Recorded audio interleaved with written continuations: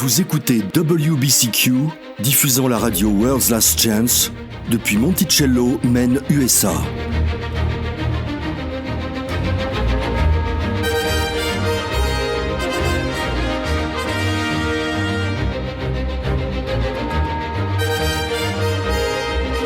Crimes violents, troubles politiques, instabilité financière, tout indique une crise imminente, une crise sans précédent.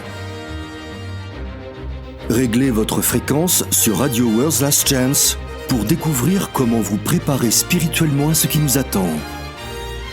Radio WLC prépare un peuple pour le retour très proche du Sauveur.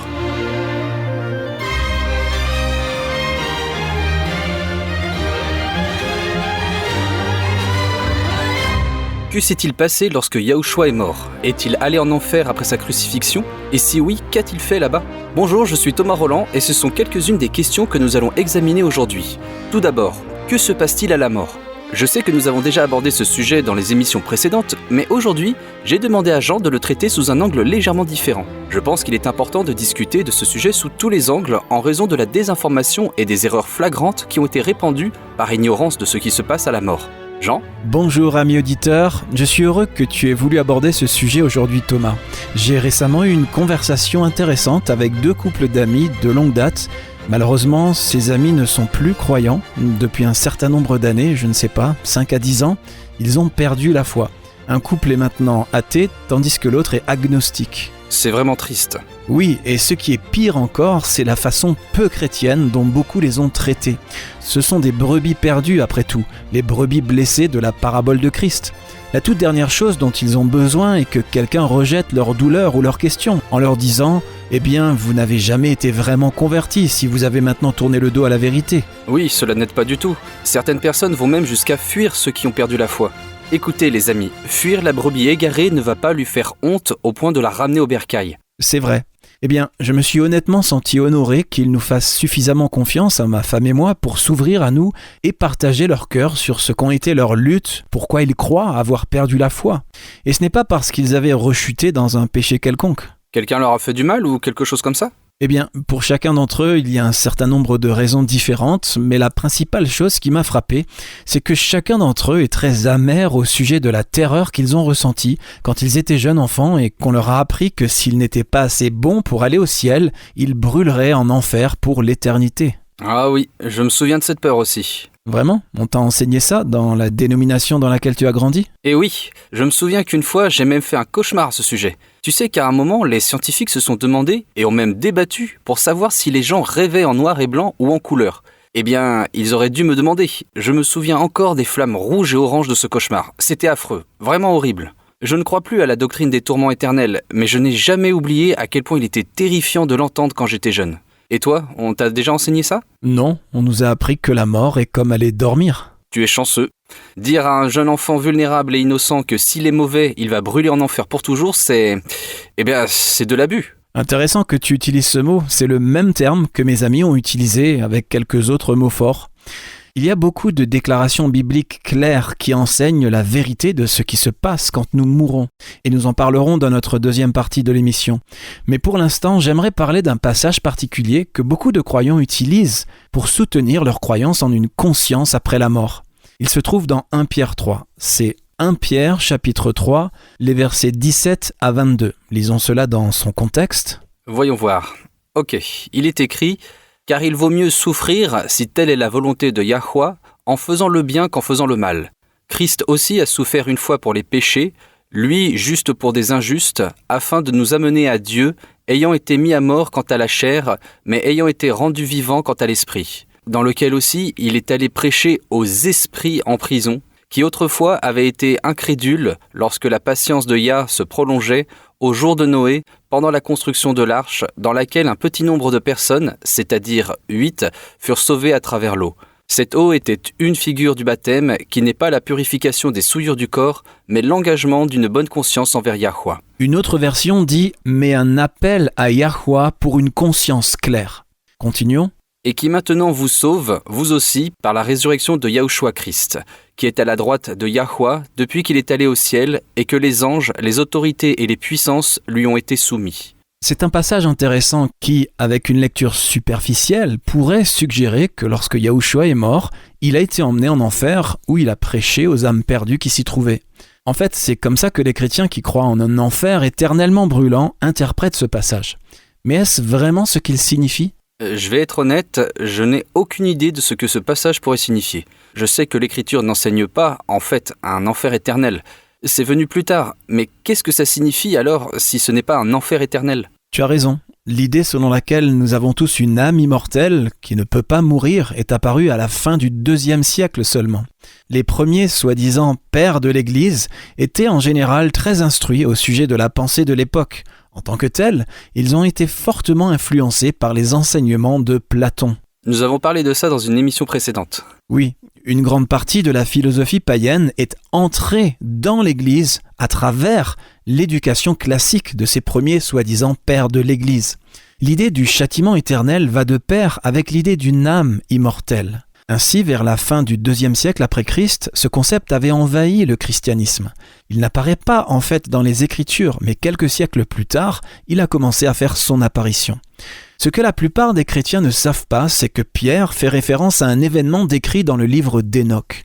Il s'agit d'un livre ancien qui n'apparaît pas dans nos Bibles modernes, mais si vous le lisez, vous reconnaîtrez les passages où les différents auteurs du Nouveau Testament y font référence. Et ceci est un de ces passages. Le livre d'Hénoch n'est-il pas un livre dit apocryphe ou pseudépigraphique ? J'ai entendu beaucoup de chrétiens le rejeter pour cette raison. Eh bien, pour être précis, ce qu'Hénoch décrit est un péché si odieux que les chrétiens ne veulent pas du tout reconnaître qu'il a pu se produire par le passé. Alors, ils rejettent tout le livre comme étant non inspiré. Et il est possible qu'il ait été transmis par tradition orale et qu'il n'ait été écrit que beaucoup plus tard. Et quel péché était-ce ? Lisons-le.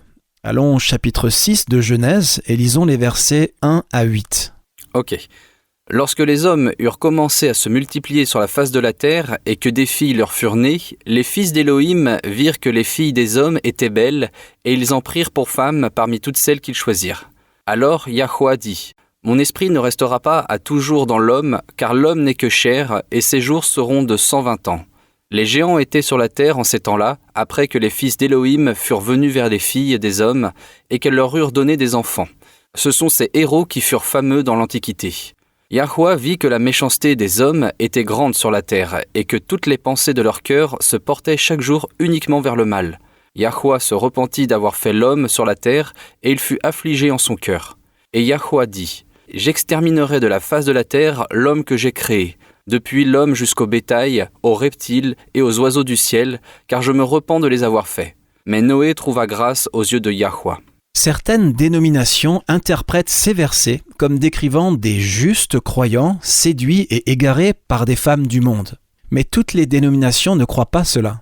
Certaines dénominations enseignent que les fils d'Élohim, ou fils de Dieu, comme cela apparaît dans la plupart des traductions modernes, se réfèrent à des anges déchus qui ont vu la beauté des femmes humaines, les ont convoitées, ont eu des relations sexuelles avec elles et ont produit des géants.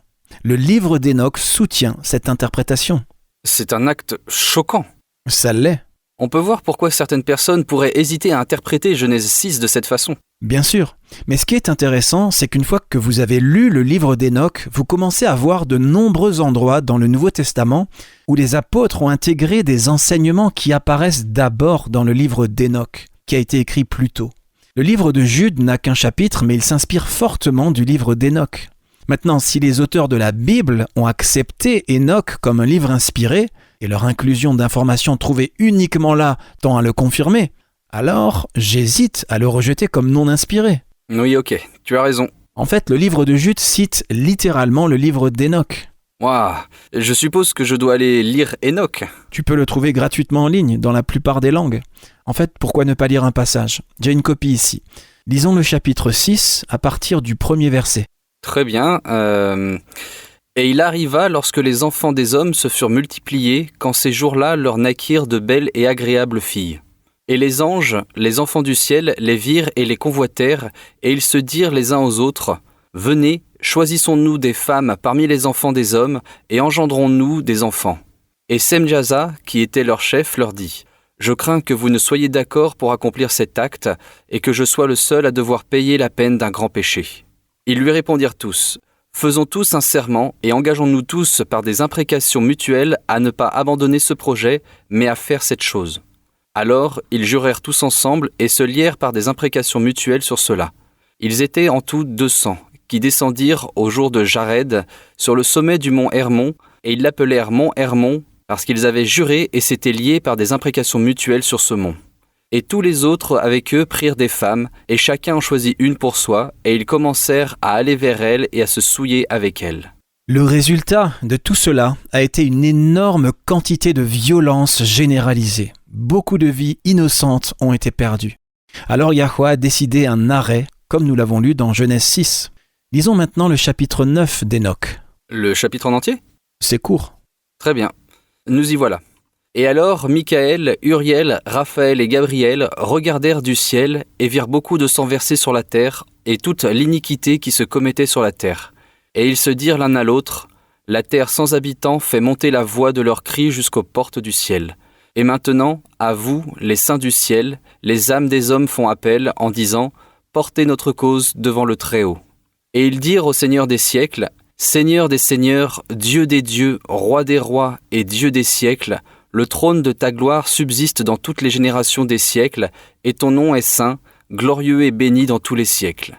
Tu as fait toutes choses, et tu as le pouvoir sur toutes choses sont nues et ouvertes à tes yeux, et tu vois toutes choses, et rien ne peut se cacher de toi. Tu vois ce qu'a fait Azazel, qui a enseigné toute l'iniquité sur la terre et révélé les secrets éternels qui étaient conservés dans le ciel, que les hommes s'efforçaient d'apprendre, et Semjaza, à qui tu as donné le pouvoir de dominer sur ses associés.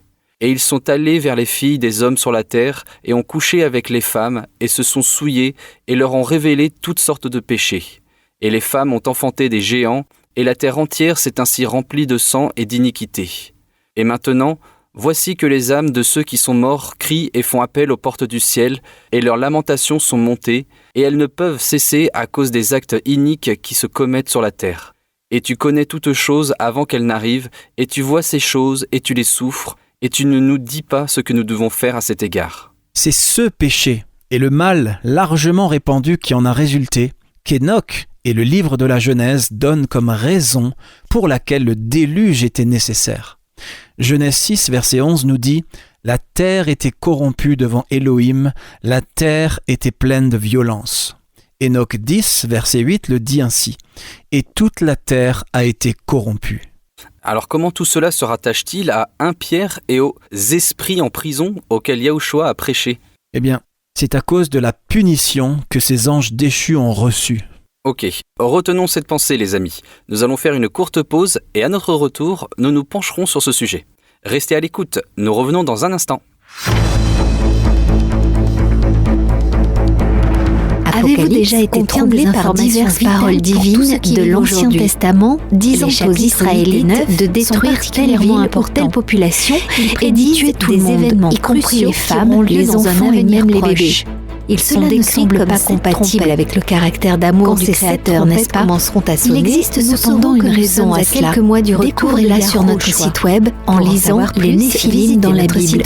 Apprenez pourquoi de tels ordres nous avons été donnés par un père et vidéos couvrant lisez les Néphilim dans la Bible sur worldslastchance.com. Visitez notre site dès aujourd'hui. Il ne reste plus beaucoup de temps.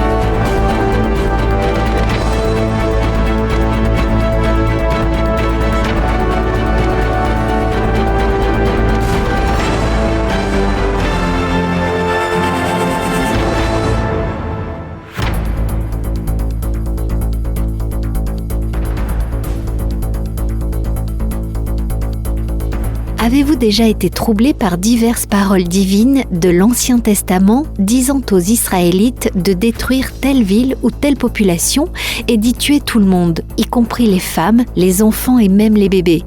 Cela ne semble pas compatible avec le caractère d'amour du Créateur, n'est-ce pas? Il existe cependant une raison à cela. Découvrez-la sur notre site web en lisant les Néphilim dans la Bible. Apprenez pourquoi de tels ordres ont été donnés par un Père aimant. Lisez les Néphilim dans la Bible sur worldslastchance.com.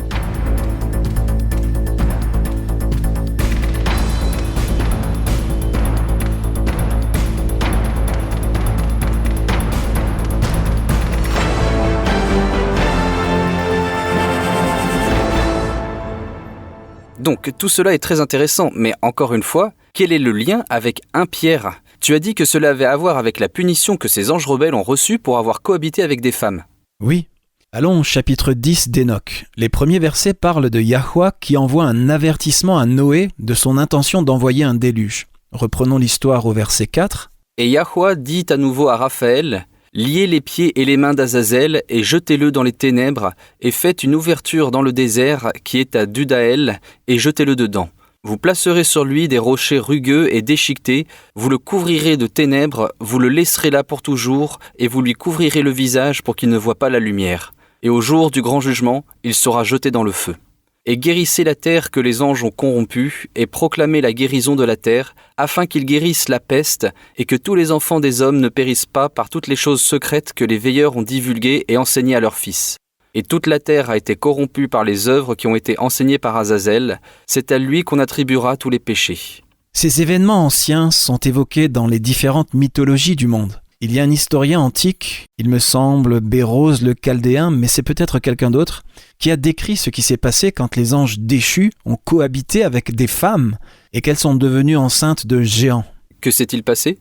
Eh bien, selon lui, ça a tué les femmes, toutes les femmes enceintes de géants, jusqu'à la dernière. Les bébés étaient simplement trop grands. Maintenant, selon la mythologie grecque, et nous avons établi dans une émission précédente comment les premiers soi-disant pères de l'Église étaient fortement influencés par la pensée grecque.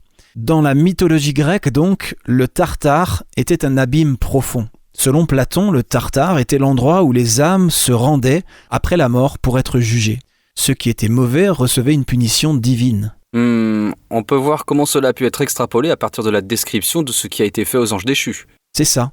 Il y a une citation de la Théogonie d'Hésiode que j'aimerais que nous lisions. Remarquons les similitudes avec le livre d'Enoch. Allons-y. Ok, on dirait qu'il y a des noms assez étranges. Eh bien, fais de ton mieux. Et parmi les premiers, Cotus, Briareos et Gyes, affamés de guerre, suscitèrent des combats acharnés. Ils lancèrent de leurs mains puissantes 300 rochers, l'un sur l'autre, et éclipsèrent les titans avec leurs missiles, et les enterrèrent sous la terre large, et les lièrent dans des chaînes amères quand ils les eurent conquis par leur force, pour tout leur grand esprit, aussi loin sous la terre que le Tartare. Car une enclume d'airain tombant du ciel 9 nuits et 9 jours atteignit la terre le 10e jour.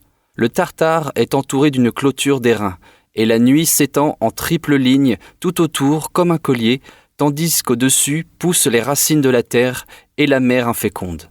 Là, par le conseil de Zeus qui conduit les nuages, les dieux titans sont cachés sous des ténèbres brumeuses dans un lieu sombre où se trouvent les extrémités de l'immense terre. Et ils ne peuvent en sortir car Poséidon y a fixé des portes d'airain et un mur en fait le tour de tous côtés. C'est là que vivent Gyes, Cotus et Obriareus, les fidèles gardiens de Zeus qui protègent le Tartare. Très bien. Cela a été écrit environ 800 ans avant Jésus-Christ. C'était environ 200 ans avant que Nebuchadnezzar n'emmène Daniel et ses 3 amis à Babylone. Donc, il y a longtemps. Nous savons de l'Ancien Testament que Yahweh a envoyé des prophètes à d'autres nations, pas seulement à Israël.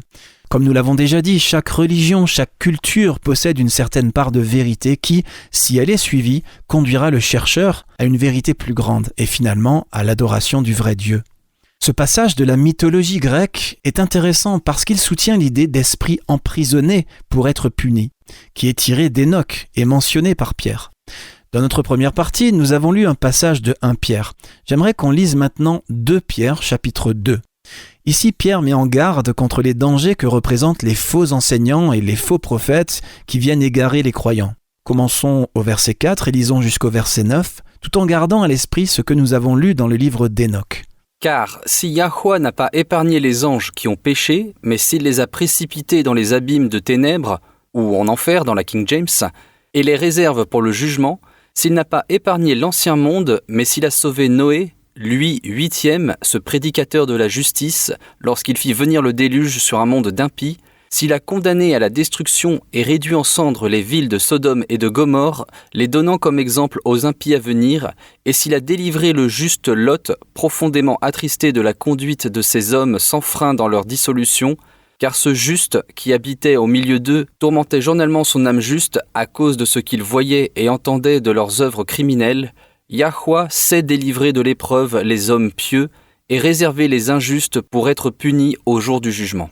Ce qui est intéressant, c'est que le mot traduit ici par « enfer » ou « abîme de ténèbres » est en fait « tartare » en grec. Selon la mythologie grecque, c'est là que les demi-dieux étaient punis.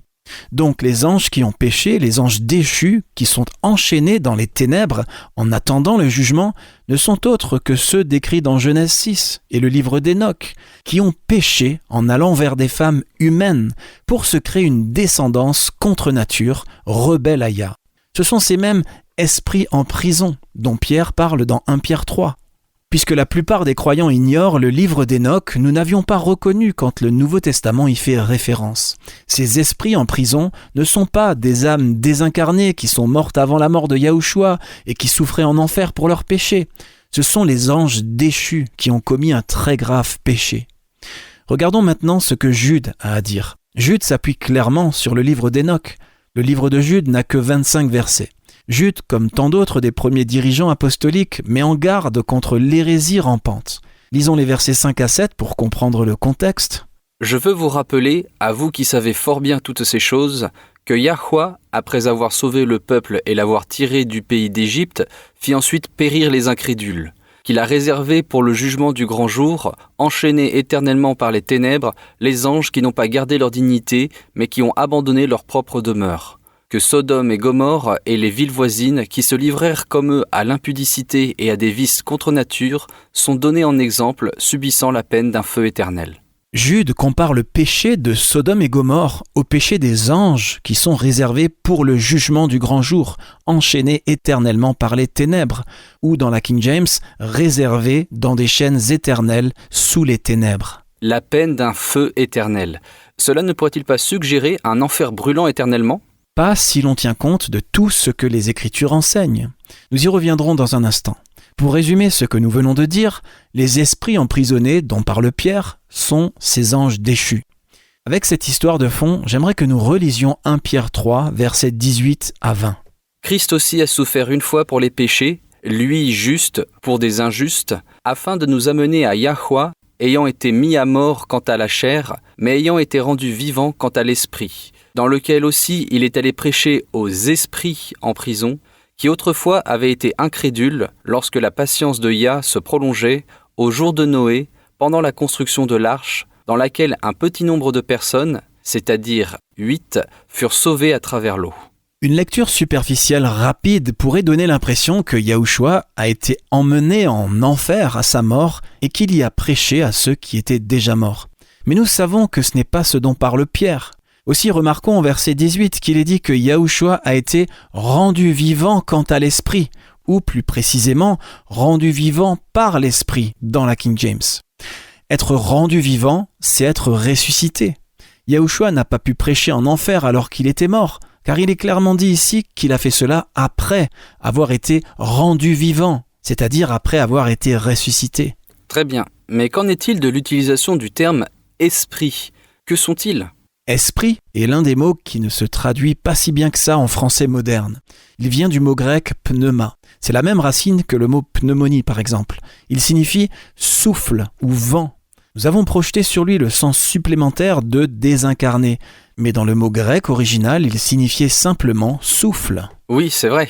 Je me souviens maintenant. C'est quand j'ai pris le temps de rechercher chaque utilisation du mot « esprit » dans l'Ancien et le Nouveau Testament que j'ai été convaincu qu'il n'y avait pas de Trinité parce qu'il n'y a pas de Dieu le Saint-Esprit.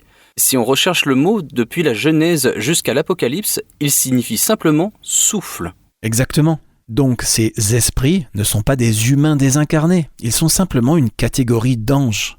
Comment obtiens-tu des anges à partir du mot « esprit » ? Eh bien, lisons Hébreux 1, versets 13 et 14. « Et auquel des anges a-t-il jamais dit « Assieds-toi à ma droite, jusqu'à ce que je fasse de tes ennemis ton marchepied » Ne sont-ils pas tous des esprits au service de Yah, envoyés pour exercer un ministère en faveur de ceux qui doivent hériter du salut ? Ah, ok. Les Écritures désignent les anges comme des esprits. Certains de ces esprits sont tombés et ont péché de façon horrible. Ils ont été retenus en prison en attendant le grand jour du jugement. Après sa résurrection, et nous ne savons pas quand exactement, l'Écriture ne le dit pas, Yahushua est allé voir ces esprits mauvais et leur a annoncé sa victoire. C'est tout. Ce passage ne prouve pas l'existence d'un enfer éternellement brûlant, ni ne soutient l'hérésie selon laquelle nous aurions tous une âme immortelle. Quand nous étudions ces choses entièrement dans leur contexte, la vérité devient claire. Je trouve fascinant le fait que la mythologie ancienne puisse avoir une certaine part de vérité en elle. Eh bien, il faut être vraiment prudent là. De toute évidence, tout n'est pas vrai. Nous ne voulons certainement pas supposer qu'il y aurait là plus de lumière qu'il y en a. Cependant, parfois, la mythologie a des racines qui sont ancrées dans l'histoire réelle. Quand on peut prouver qu'elle s'aligne sur les Écritures, il est intéressant d'en tirer des enseignements. Je trouve cela tellement beau de voir comment Yahweh s'assure qu'il y a toujours une certaine vérité disponible pour chaque génération, dans chaque religion, pour que chacun ait une chance équitable de continuer à le connaître. Amen. Très bien. Pour revenir à notre sujet, tu as dit que cela ne prouve pas un enfer brûlant éternellement. Je sais que nous en avons parlé dans des émissions précédentes, mais pour ceux qui nous écouteraient pour la première fois, pourrait-on partager rapidement comment nous pouvons savoir que les Écritures n'enseignent pas un enfer éternel ? On va devoir être très bref, mais nous pouvons le savoir en regardant d'autres versets sur le sujet. Voyez, la sévérité d'une punition est déterminée non pas par la quantité de douleur infligée, mais par la durée de celle-ci. C'est pourquoi la peine capitale est considérée comme la forme de punition la plus sévère qui soit. Apocalypse 14, verset 11, est un autre verset utilisé pour enseigner un enfer éternellement brûlant. Mais quand vous comprenez ce qu'il dit vraiment, vous voyez qu'il enseigne en fait le contraire. Attends un instant, je l'ai juste ici. Il est dit « Et la fumée de leur tourment monte au siècle des siècles, et ils n'ont de repos ni jour ni nuit, ceux qui adorent la bête et son image, et quiconque reçoit la marque de son nom. » Un feu qui brûle très fort ne fume pas beaucoup. C'est un feu qui s'éteint, qui produit des volutes de fumée. C'est pourquoi, en décrivant l'œuvre encourageante et réconfortante du Messie, Matthieu a cité « Il ne cassera pas le roseau abîmé et n'éteindra pas la mèche qui fume encore, jusqu'à ce qu'il ait fait triompher la justice.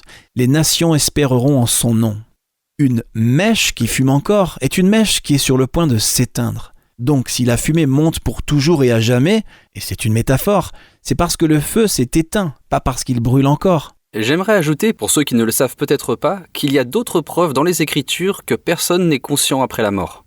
Écoutez ceci, c'est Ecclésiaste 9, versets 5 et 6. Il est écrit « Les vivants, en effet, savent qu'ils mourront, mais les morts ne savent rien, et il n'y a pour eux plus de salaire, puisque leur mémoire est oubliée, et leur amour, et leur haine et leur envie ont déjà péri, et ils n'auront plus jamais aucune part à tout ce qui se fait sous le soleil. » Donc, juste là, il est dit que les morts n'ont aucune conscience. Pendant que nous y sommes, passons à Ecclésiaste 12. C'est le dernier chapitre d'Ecclésiaste, et Salomon exhorte ses lecteurs à mettre le service et l'adoration de Yah en premier. Le verset 1 dit « Mais souviens-toi de ton Créateur pendant les jours de ta jeunesse, avant que les jours mauvais arrivent et que les années s'approchent où tu diras « Je n'y prends point de plaisir ».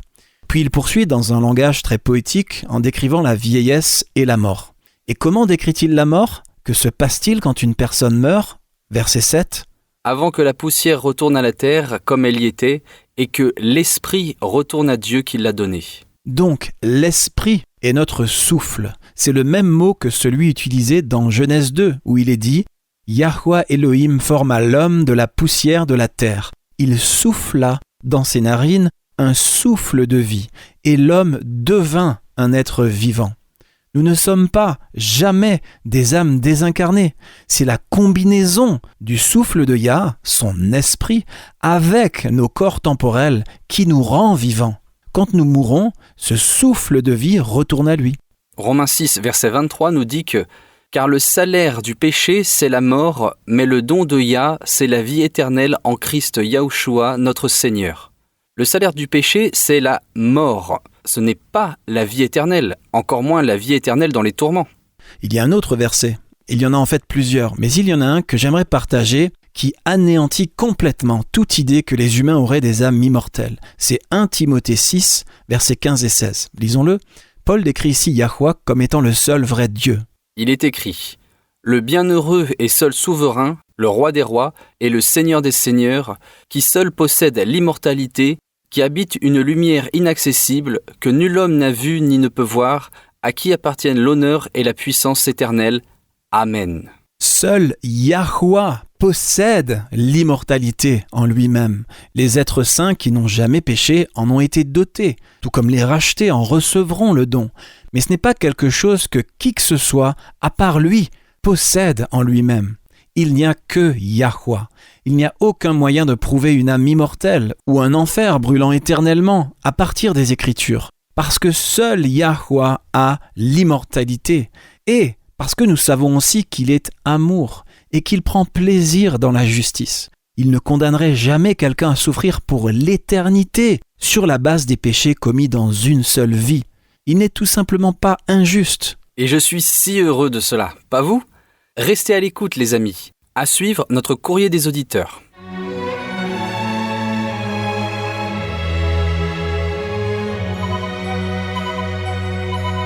Vous écoutez la radio World's Last Chance sur WBCQ à 9330 kHz sur la bande des 31 mètres. Radio World's Last Chance prépare un peuple pour le retour très proche du Sauveur. World's Last Chance est consacré à la préparation d'un peuple pour le retour très proche du Sauveur. Nos programmes radio sur ondes courtes sont diffusés quotidiennement en 7 langues différentes dans le monde entier et d'autres langues sont à venir. Nos vidéos et articles ont été traduits dans plus de 30 langues différentes. Et nous ne nous concentrons pas sur un seul point de doctrine. Nous voulons nous associer au ciel dans la diffusion de toute la vérité, au monde entier. Nos articles et vidéos couvrent une variété de sujets importants pour la croissance et le développement de la marche chrétienne. Nous présentons du contenu couvrant la piété pratique pour la vie quotidienne, les croyances bibliques fondées sur la parole de Yah seul, le calendrier du Créateur et les prophéties de la fin des temps qu'il est vital de connaître. Nous traitons même divers vents de doctrines incorrectes que Satan a utilisés pour tromper des multitudes et nous démontrons à partir des Écritures pourquoi elles sont fausses et ce qu'est la vérité. Visitez notre site worldslastchance.com dès aujourd'hui. Apprenez la vérité pour ces derniers jours. C'est l'heure de notre courrier des auditeurs. Nous avons une question du pays des kangourous. Elle nous vient de la ville de Wollongong en Australie pour être précis. Phil Johnson écrit « Les pasteurs doivent-ils être payés ?» Eh bien, cher Phil, si vous passez un peu de temps à écouter Radio WLC ou si vous visitez notre site web, vous apprendrez rapidement qu'à World's Last Chance, nous pensons que Yahweh avertit aujourd'hui tous les croyants de se dissocier de toutes les religions et dénominations organisées. Il n'y a aucune exemption. Apocalypse 18, verset 4 nous dit « Sortez du milieu d'elle, mon peuple ». Ce n'est pas une invitation, mais un ordre, car toutes les églises ont soit rejeté une lumière plus avancée, car la lumière de la connaissance de la vérité augmente, comme Daniel l'a prophétisé, soit elles se sont accrochées à une ancienne erreur, ou soit les deux. Mais j'apprécie la question, cher Phil, parce que le principe biblique qui répond à votre question s'applique également dans un certain nombre d'autres situations. En bref, oui, je crois que s'il y avait une organisation qui mettait activement de côté l'erreur et qui cherchait à découvrir toujours plus de lumière avancée, qui est déversée par le ciel ces derniers jours, les pasteurs, en admettant qu'ils soient attachés à la vérité, devraient être payés. Thomas, pourrais-tu lire 1 Timothée 5, versets 17 à 18 ? Que les anciens qui dirigent bien soient jugés dignes d'un double honneur, surtout ceux qui travaillent à la prédication et à l'enseignement. Car l'Écriture dit « Tu n'emmuselleras point le bœuf quand il foule le grain, et l'ouvrier mérite son salaire. » L'ouvrier mérite son salaire, ou dans une autre version, l'ouvrier est digne de son salaire. Jérémie 9, verset 24 nous dit que Yahweh se réjouit de la justice. Ce principe est si important pour Yah que dans les lois données à Moïse, il a même précisé qu'un animal utilisé pour moudre du grain devait être récompensé de son travail en recevant une partie du grain à manger. Et évidemment, une personne humaine vaut tellement plus qu'un animal. Ce principe devrait être appliqué dans tous les domaines. Oui, ceux qui travaillent à plein temps pour Yah méritent aussi leur salaire. Qu'il s'agisse d'un pasteur employé par une organisation, d'un évangéliste appelé à donner des études bibliques ou d'un missionnaire. Maintenant, lisons 1 Corinthiens 9, versets 1 à 14. C'est probablement la déclaration la plus convaincante dans le sens du soutien financier de ceux qui travaillent pour Yahweh. « Ne suis-je pas libre ? Ne suis-je pas apôtre ? N'êtes-vous pas mon œuvre en Yahushua ? Si pour d'autres je ne suis pas apôtre, je le suis au moins pour vous. C'est là ma défense contre ceux qui m'accusent. N'avons-nous pas le droit de manger et de boire ? N'avons-nous pas le droit de mener avec nous une sœur qui soit notre femme, comme font les autres apôtres et les frères de Yahushua et Céphas ? Ou bien, est-ce que moi seul et Barnabas, nous n'avons pas le droit de ne point travailler ? Qui est-ce qui plante une vigne et n'en mange pas le fruit ? Qui est-ce qui fait paître un troupeau et ne se nourrit pas du lait du troupeau ? Ces choses que je dis n'existent-elles que dans les usages des hommes ? La loi ne les dit-elle pas aussi ? Car il est écrit dans la loi de Moïse, « Tu n'emmuselleras point le bœuf quand il foule le grain. » Yahweh se met-il en peine des bœufs ou parle-t-il uniquement à cause de nous ? Oui, c'est à cause de nous qu'il a été écrit que celui qui laboure doit labourer avec espérance, et celui qui foule le grain fouler avec l'espérance d'y avoir part. Si nous avons semé parmi vous les biens spirituels, est-ce une grosse affaire si nous moissonnons vos biens temporels ? Si d'autres jouissent de ce droit sur vous, n'est-ce pas plutôt à nous d'en jouir ? Mais nous n'avons point usé de ce droit, au contraire, nous souffrons tout, afin de ne pas créer d'obstacle à l'évangile de Christ. Ne savez-vous pas que ceux qui remplissent les fonctions sacrées sont nourris par le temple, que ceux qui servent à l'autel ont part à l'autel ? De même aussi, Yahweh a ordonné à ceux qui annoncent l'évangile de vivre de l'évangile. Yahweh veut que tous ses enfants soient heureux. Donc la façon dont ce principe s'applique dans un sens plus large est que toute personne dont l'emploi est sous notre contrôle doit être dûment et équitablement rémunérée pour son travail. Nous n'honorons pas Yah lorsque nous donnons à ceux qui travaillent pour nous le salaire le plus bas possible, tout en sachant qu'ils n'ont aucune autre ressource ou aucun autre recours. Et il est certain que ceux qui travaillent pour Yah, à quelque titre que ce soit, doivent également être soutenus au mieux de nos capacités. Je voudrais maintenant aborder la question sous un angle un peu différent. L'Écriture est claire sur le fait qu'une personne qui travaille doit recevoir un salaire équitable. Mais pour ceux d'entre nous qui ont quitté les églises déchues, comment pouvons-nous soutenir les travailleurs de Yah ? Ce n'est pas comme si nous étions membres d'une organisation à laquelle nous rendons les dîmes et les offrandes. Des idées à ce sujet ? Donner à Yahweh est l'une des façons les plus gratifiantes et les plus enthousiasmantes de lui montrer notre amour. Quand nous faisons des efforts désintéressés pour aider ceux qui sont dans le besoin, Yahweh garde une trace et il s'assurera lui-même de nous rendre tôt ou tard ce que nous avons donné aux autres. Peut-être pas nécessairement en argent, mais Yah s'assurera que nous ne soyons pas dans le besoin pour avoir aidé les autres. C'est ce que dit Proverbe 19, verset 17. J'ai toujours aimé ce verset. Il est écrit « Celui qui a pitié du pauvre prête à Yahweh qui lui rendra selon son œuvre. » Vous ne pouvez pas donner trop à Yahweh, il vous donnera toujours plus. Un autre grand verset est Matthieu 25, verset 40. Oh oui, celui-là est encore plus puissant. Il est écrit « Je vous le dis en vérité, toutes les fois que vous avez fait ces choses à l'un de ces plus petits de mes frères, c'est à moi que vous les avez faites. » Ce que cela veut dire, c'est que la façon dont nous traitons les autres, c'est la façon dont nous traitons Yahweh. Il n'est pas nécessaire d'être membre d'une organisation pour faire des offrandes à Yahweh. Peut-être qu'il y a une jeune mère célibataire qui lutte pour mettre de la nourriture sur la table. Vous pouvez partager ce que vous avez et même utiliser une partie de vos offrandes pour aider à nourrir et vêtir ses enfants. Peut-être que quelqu'un que vous connaissez a des frais médicaux qu'il ne peut pas payer et vous pouvez l'aider.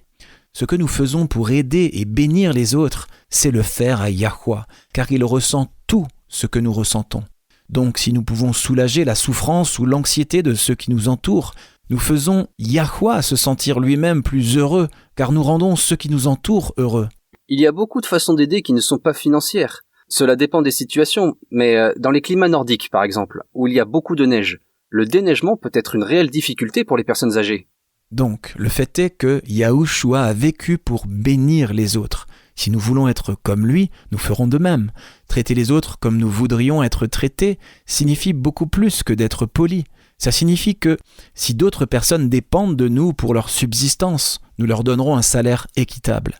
Si nous voyons quelqu'un qui donne de son temps de manière désintéressée pour partager la vérité, nous ferons tout ce que nous pouvons pour le soutenir, que ce soit financièrement, spirituellement ou de toute autre manière que nous pouvons aider.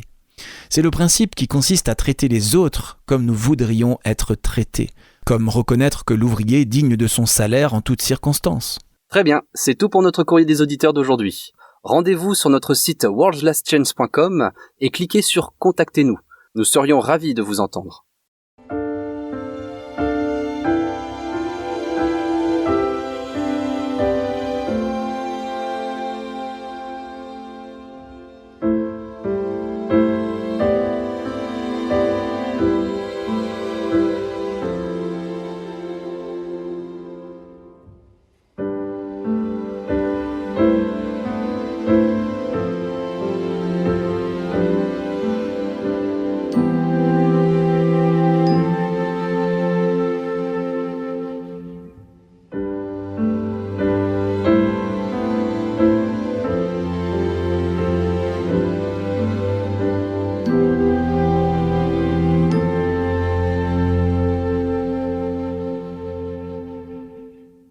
écoutez Élise Blanc pour votre promesse quotidienne de la parole de Yah.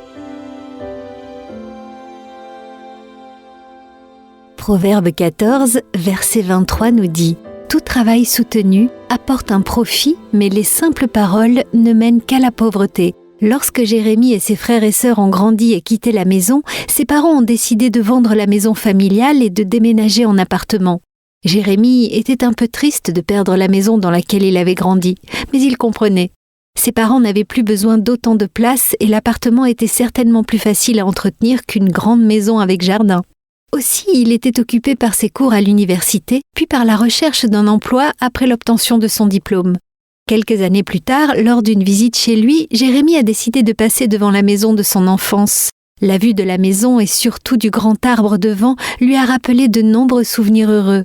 Se sentant un peu nostalgique, Jérémie a garé sa voiture et s'est approché, se tenant sur le trottoir à côté de l'arbre.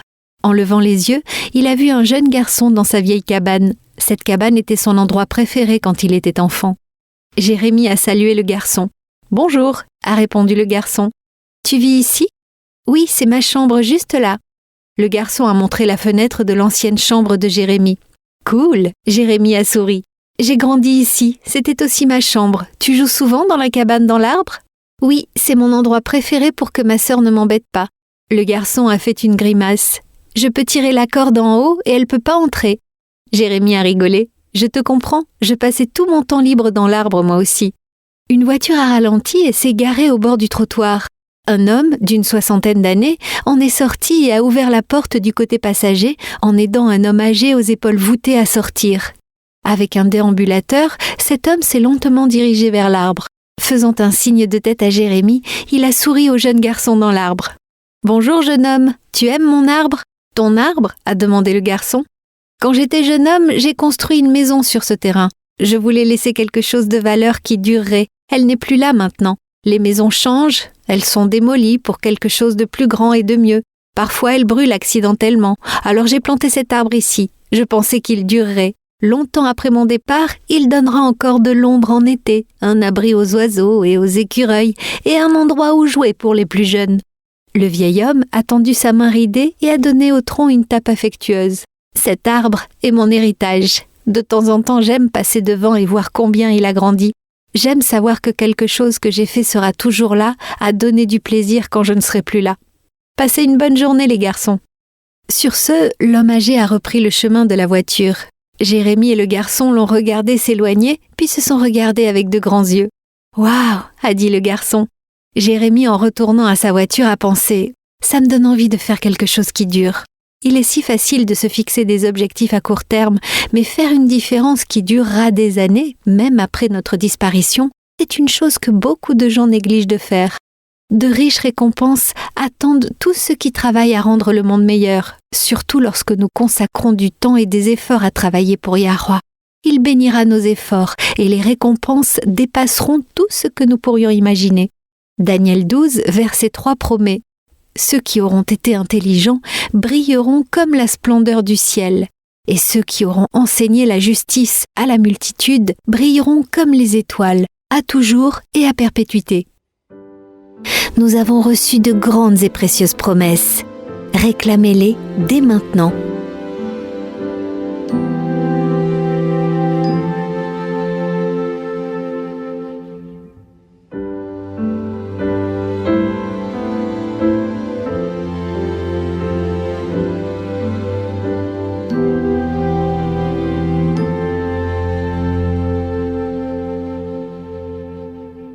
Merci pour ce partage d'aujourd'hui sur ce passage de Pierre. Tu sais, quand on change nos croyances en tant qu'adulte, on peut accepter la vérité, mais il peut toujours y avoir un passage, ici ou là, qui soulève des questions, et celui-ci dans Pierre était plutôt déroutant pour moi, je dois l'avouer.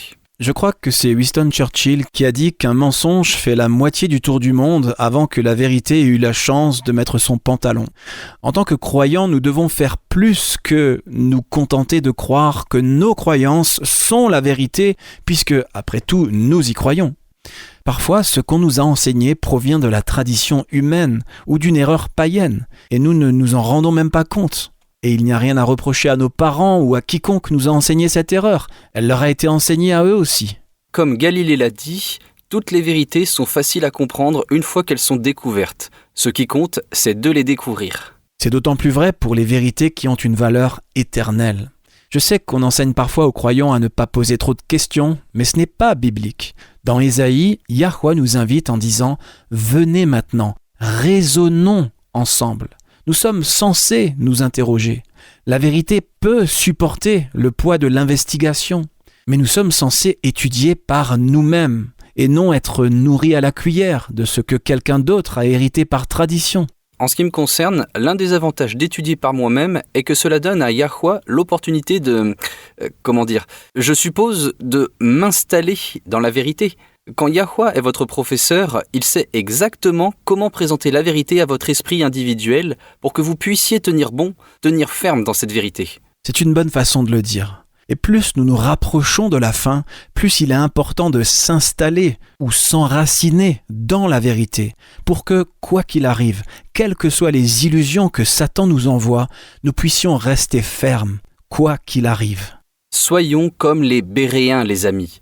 Luc nous dit que les Béréens étaient plus nobles que les croyants de Thessalonique parce que, tout en acceptant avec joie la vérité, ils l'étudiaient quand même par eux-mêmes dans les Écritures. Ils ne se sont pas contentés de croire Paul sur parole. Ils ont étudié par eux-mêmes ce qu'il leur avait prêché et nous devons faire de même. Je vous remercie de nous avoir écoutés, amis auditeurs, et j'espère que vous pourrez nous rejoindre à nouveau demain. D'ici là, souvenez-vous, Yahweh vous aime et vous pouvez compter sur lui faire confiance en toute sécurité car il en est digne.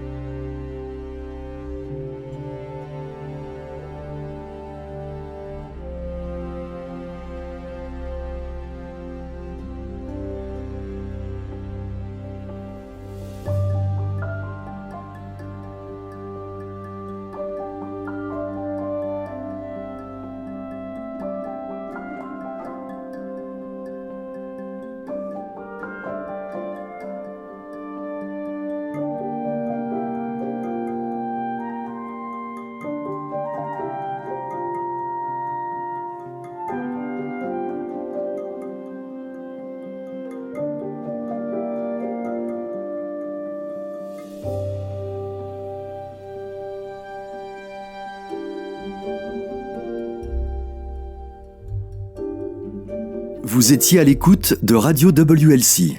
Cette émission, ainsi que les émissions précédentes de Radio WLC, sont disponibles en téléchargement sur notre site internet. Elles sont parfaitement appropriées pour être partagées avec des amis et pour des études bibliques. Elles sont également une ressource merveilleuse pour ceux qui adorent Yahweh, seuls, en famille ou en groupe à la maison. Si vous souhaitez écouter les émissions de Radio WLC, rendez-vous sur notre site internet à l'adresse worldslastchance.com. Cliquez sur l'icône Radio WLC en haut à droite de la page d'accueil. Cela vous permettra de télécharger les épisodes dans votre langue préférée. Vous trouverez également des articles et des vidéos disponibles en plusieurs langues. Rejoignez-nous demain pour un autre message rempli de vérité sur WBCQ à 9330 kHz sur la bande des 31 mètres. Radio World's Last Chance prépare un peuple pour le retour très proche du Sauveur.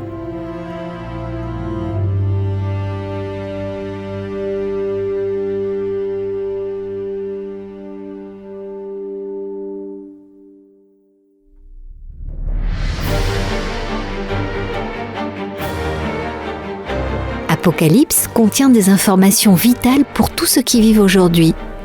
Les chapitres 8 et 9 sont particulièrement importants. Ils prédisent des événements cruciaux qui auront lieu dans un avenir proche. Ils sont décrits comme 7 trompettes. Quand ces 7 trompettes commenceront à sonner, nous saurons que nous sommes à quelques mois du retour de Yahushua. Pour en savoir plus, visitez notre site web worldslastchance.com. Nous avons beaucoup d'articles et de vidéos couvrant plusieurs aspects de ce sujet des plus importants.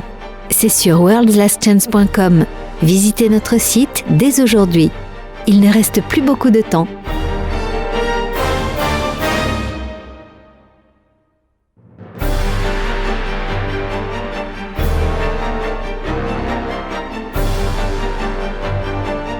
Le temps touche à sa fin, maintenant plus que jamais. Il est impératif que tous ceux qui cherchent et désirent le retour du Sauveur prennent grand soin de garder chacune des avenues de l'âme par lesquelles le diable cherche à nous séduire et nous piéger. Le péché est addictif. Qu'il s'agisse du temps gaspillé dans des activités nuisibles ou de l'alcool, qu'il s'agisse de pornographie ou de nicotine, le péché lui-même est addictif. Mais le Sauveur est prêt à délivrer quiconque se tourne vers lui. Visitez notre site worldslastchance.com et lisez L'addiction au péché, protéger les avenues de l'âme. Lisez L'addiction au péché sur worldslastchance.com. Yahushua est prêt à répondre à la prière de la foi.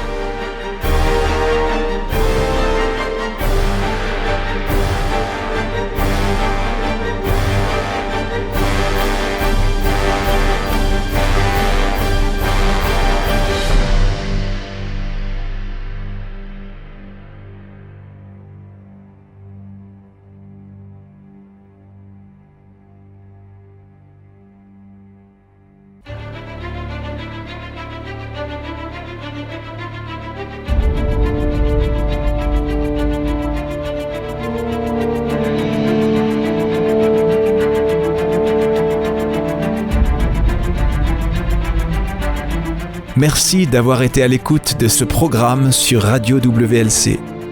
Nous vivons une époque très solennelle. Le monde est au bord d'un grand désastre.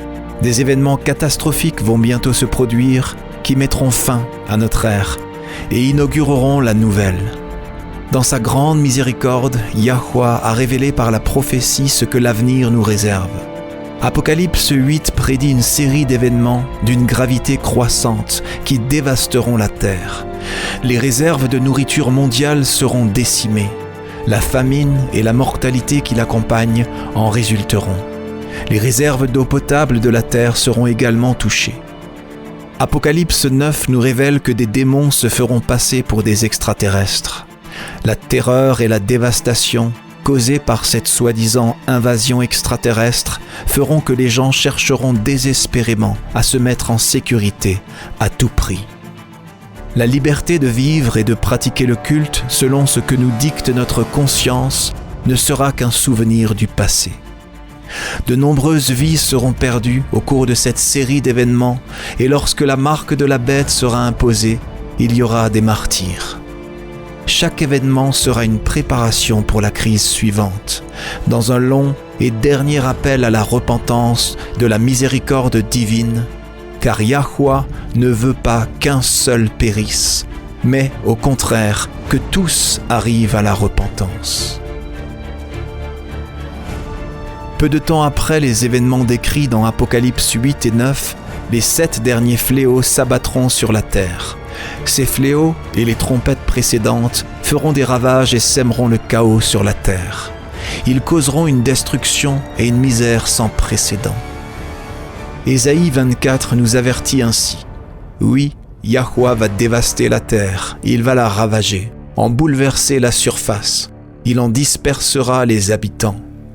La terre se déchire et se fissure, elle vacille, elle oscille et titube, pareille à un ivrogne, et elle est ébranlée comme une cabane, car le poids de son crime pèse sur elle. Elle tombe et ne se relève plus. Pour les croyants, cependant, il y a de l'espoir. En décrivant la fin de notre époque, Yahushua a dit dans Luc 21, verset 28, « Quand ces événements commenceront à se produire, levez la tête et prenez courage, car alors votre délivrance sera proche. » Oui, la fin sera traumatisante, elle est censée l'être. Yahuwah veut sauver chaque individu qu'il peut sauver. C'est pourquoi il permet ce point culminant final pour réveiller les âmes. Mais la bonne nouvelle de l'évangile du royaume de Yah est que, au-delà des événements traumatisants d'un proche futur, une éternité de bonheur attend tous ceux qui accepteront le don divin du salut. Lorsque Yahushua reviendra, tous ceux qui sont morts en croyant au mérite du Sauveur crucifié et ressuscité seront ressuscités lors de la première résurrection. Yahushua établira alors le royaume de Yah sur terre. Lui et les rachetés régneront conjointement sur la terre pendant les 1000 premières années de l'éternité. Jean a vu un nouveau ciel et une nouvelle terre, car le premier ciel et la première terre avaient disparu.